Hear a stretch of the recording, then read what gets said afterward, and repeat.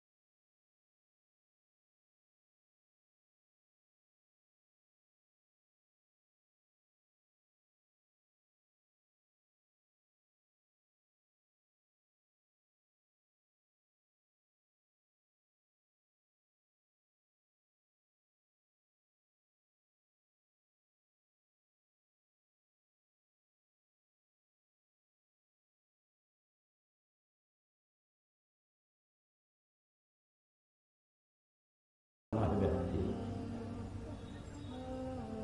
সুতরাং কোরআন হচ্ছে সেই কিতাব, যে কিতাব আল্লাহ তাআলা অবতীর্ণ করেছেন এবং এটাকে হেফাজতের দায়িত্ব নিয়েছেন।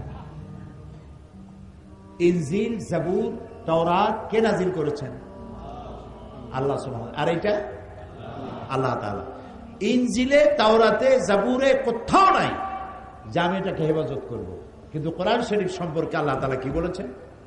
ইন্না নাহনু নাযালনা যিকরা ওয়া ইন্না লাহু লাহাফিজুন। কোরআন নাযিল করেছি আমি আল্লাহ, আর এর সংরক্ষণের সবটুকু দায়িত্ব আমি আল্লাহ গ্রহণ করেছি। এটা আমি নাযিল করেছি এবং এটাকে হেফাজত আমি করব। পৃথিবীর কোন মানুষের ক্ষমতা নাই। মানুষের তো কত কিছু চ্যালেঞ্জ করে, আল্লাহরও চ্যালেঞ্জ করছে, আল্লাহ নাই। বলছে না দেয়ার ইজ নো গড, বলে নাই? যারা বলছে তারা এখন আসল জায়গায় পৌঁছে গেছে। বললাম না তো আল্লাহকে চ্যালেঞ্জ করেছে, আল্লাহ নাই, নাউজুবিল্লাহ। পরকাল বিশ্বাস করি না, আখিরাত বিশ্বাস করি না, কবর টবর কিছু না, এগুলো বলেছে। কিন্তু কোরআন এইটা সম্পর্কে মুখ খুলতে সাহস পায় নাই। এটা কথা এখনো কেউ বলে নাই যেটা মানুষের তৈরি। ওরা যাতে মাতাল হলেও তাহলে ঠিক আছে, কারণ এইটা যদি বলে যেটা মানুষের তৈরি, তো মানুষের তো পাড়ায় ধরবে, বেটা তুই তো মানুষ বানা কোরআন শরীফ পারবে বানাইতে? আল্লাহ রাব্বুল আলামিন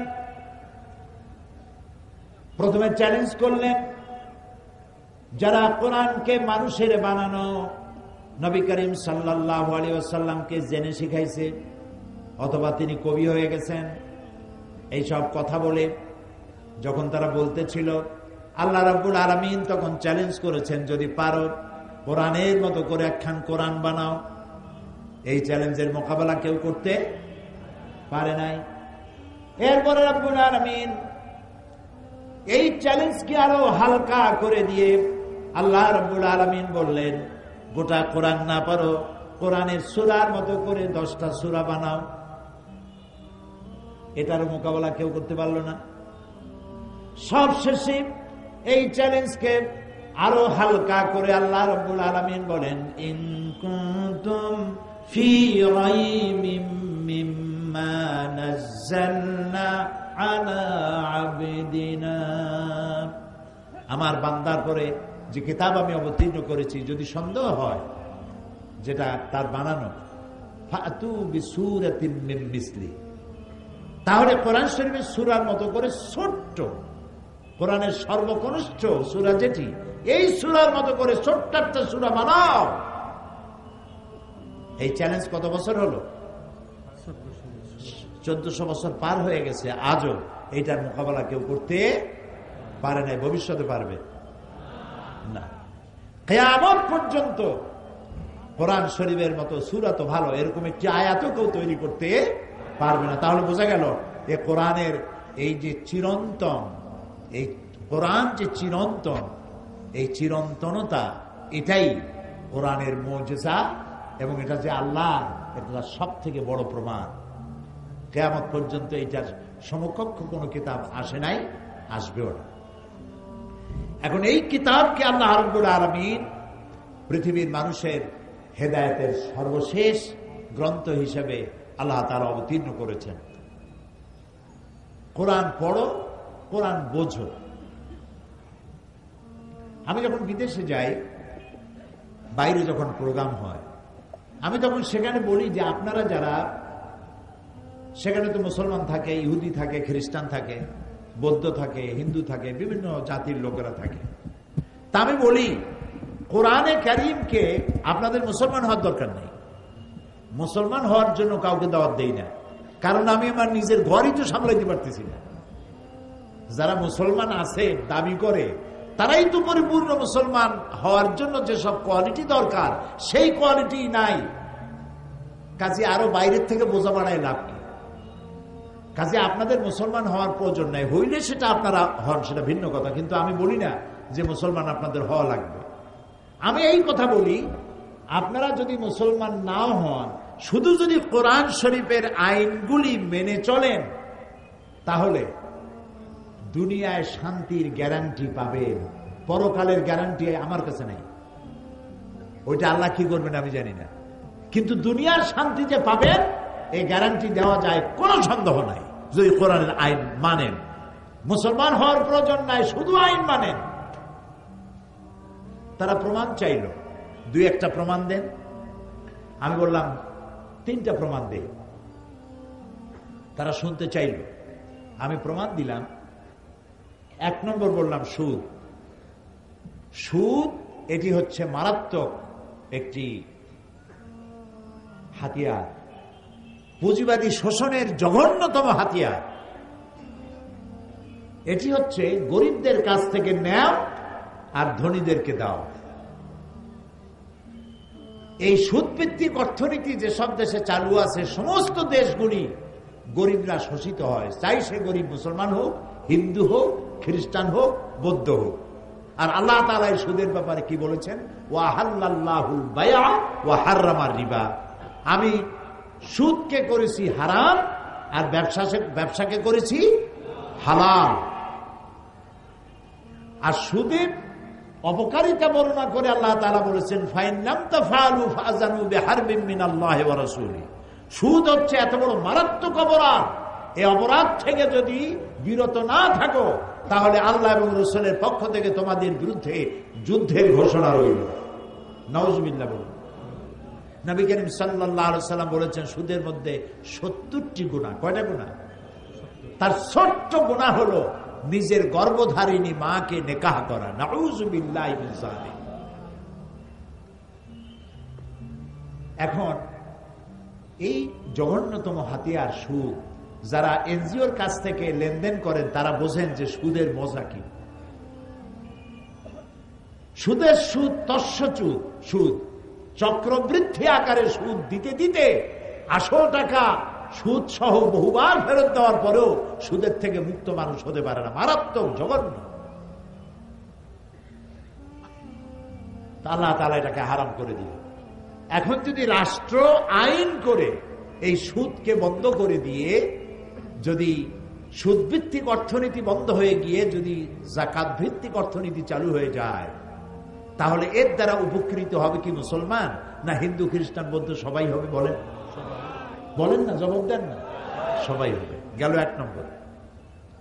2 নম্বরে আল্লাহ তাআলা কোরআন শরীফে বলছেন ওয়ালা তাকরাবুজ জিনা ইন্নাহু কানা ফাহিশাতান ওয়া সা সাবিলা। জিনা করা তো দূরের কথা, এর নিকটেও যেও না। জিনা করো না, এই কথা কোরআন শরীফে কোথাও নেই। বলা হলো জিনা এত নিকৃষ্ট যেটার কাছেও যেও না। তো কাছে যেতে গেলে নিশ্চয়ই কিছু রুট আছে, কিছু রাস্তা আছে। এই রাস্তাগুলিতেও যেও না। সে রাস্তাগুলি কি? জিনার নিকটবর্তী হওয়ার জন্য যে রাস্তাগুলি, তার মধ্যে একটা হচ্ছে ব্লু ফিল্ম, অশ্লীল নাচ, অশ্লীল গান, অশ্লীল সাহিত্য, নারীর সৌন্দর্য প্রদর্শনী ইত্যাদি। এখন এই যে জিনিসগুলির নাম আমি বললাম, এই জিনিসগুলি যদি চালু থাকে সমাজে, কি কি বললাম মনে আছে? মনে আছে? এই রাস্তাগুলি যদি চালু থাকে তাহলে এর দ্বারা নির্যাতিতা হবে সকল শ্রেণীর নারীরা, চাই সে মুসলমান হোক, চাই সে হিন্দু হোক, চাই সে বৌদ্ধর মেয়ে হোক। ঠিক কিনা? কথা সত্য কিনা? এখন রাষ্ট্র যদি এই রুটগুলি বন্ধ করে দেয়, জেনা করার রুট, জেনা করার রাস্তা, লাইনগুলি বন্ধ যদি রাষ্ট্র করে, সৌন্দর্য প্রদর্শনী নিষিদ্ধ, ব্লু ফিল্ম প্রদর্শনী নিষিদ্ধ, অশ্লীল ছায়াছবি, অশ্লীল গান, নারীর সৌন্দর্য প্রদর্শনী ইত্যাদি নিষিদ্ধ, রাষ্ট্র যদি আইন করে বন্ধ করে দেয়, আপনারাই বলেন এর দ্বারা কি উপকৃত হবে শুধুমাত্র মুসলমান মেয়েরা, না সব জাতি, ধর্ম, দল, মত নির্বিশেষে সকল নারীরা তাদের ইজ্জত এবং সম্ভ্রমের গ্যারান্টি পাবে? কথা ঠিক কিনা? আসুন 3 নম্বরে, সমস্ত পাপের উৎস কি বলতে পারবেন? মদ এবং জুয়া সমস্ত পাপের উৎস। وَيَسْأَلُونَكَ عَنِ الْخَمْرِ وَالْمَيْسِرِ قُلْ فِيهِمَا إِثْمٌ كَبِيرٌ। হে নবী, আপনাকে প্রশ্ন করা হয় মদ এবং জুয়া সম্পর্কে আপনি বলুন ইসমুন কাবীর, এটা মারাত্মক গুনাহ, মারাত্মক অপরাধ। শিরক এটাকে কিন্তু বড় গুনাহ বলা হয়নি। আমি যদি প্রশ্ন করি সব থেকে বড় গুনাহ কি, আপনারা জবাবে বলবেন কি বলেন তো? শিরক। আমি জানি এই জবাবটা আপনারা দিবেন, কিন্তু শিরককে বড় গুনাহ বলা হয় নাই। অবশ্যই বড় গুনাহ, কিন্তু কোরআনে কারীম এটাকে বড় গুনাহ বলে নাই, এটাকে বলা হয়েছে ইন্নাশ শিরকা লাযুলমুন আযীম, এটা বড় জুলম, বড় অত্যাচার।